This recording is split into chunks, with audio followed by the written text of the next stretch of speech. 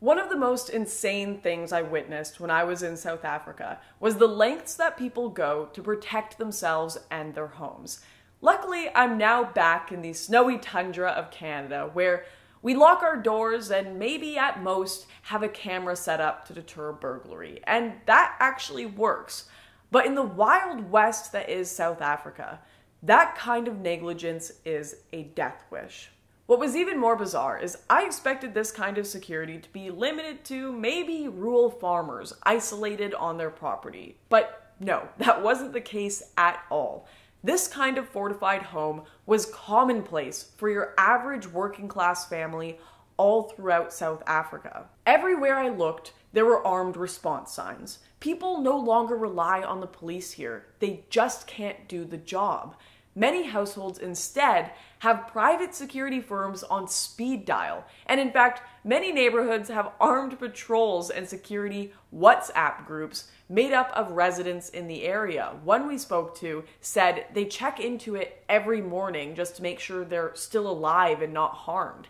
It's almost impossible for me to convey just how low trust the climate is here and how on edge everything is. So maybe this example will do it for you.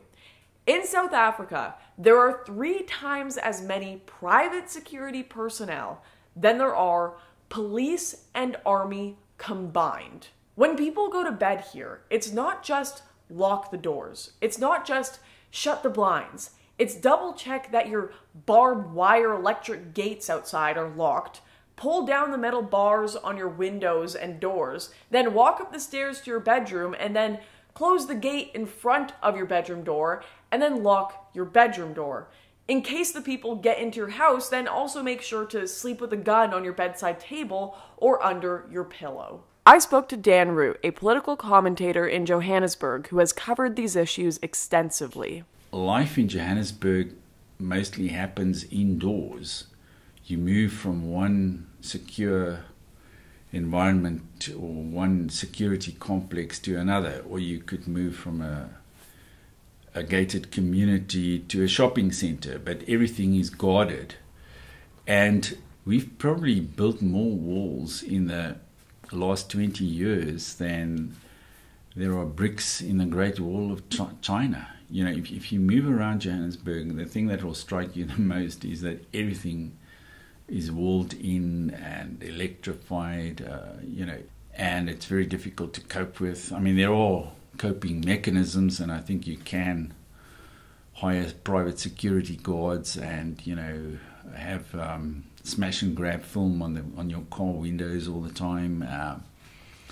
But it's not that easy to live with. These security measures are a symbol of a country in crisis. A crisis that is changing the very culture in South Africa. When we talk about crime in South Africa, when we talk about farm attacks, when we talk about the black and the white populations, it's hard to really understand the climate here until you see it, until you've lived in it. People in South Africa do not live like we do in the West.